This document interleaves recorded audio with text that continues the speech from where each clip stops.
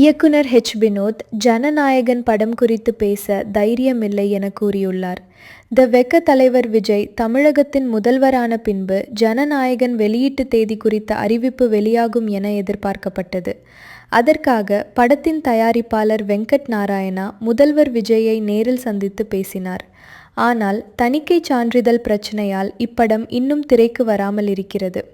சான்றிதழ் கிடைத்தவுடன் அறிவிப்பு வெளியாகும் என தயாரிப்பாளரும் கூறியிருந்தார். ஜனநாயகன் திரைப்படத்தை பார்த்த தணிக்கை வாரியம் சான்றிதழை வழங்காமல் இருப்பதால் இப்படம் ஜூன் வெளியீடாக திரைக்கு வரவே வாய்ப்புகள் இருக்கின்றன.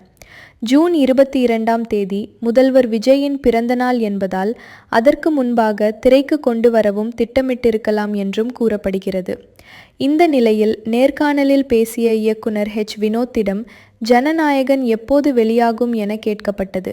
அதற்கு வினோத், ஜனநாயகனில் உள்ள உண்மையை பேச எனக்கு தைரியமில்லை.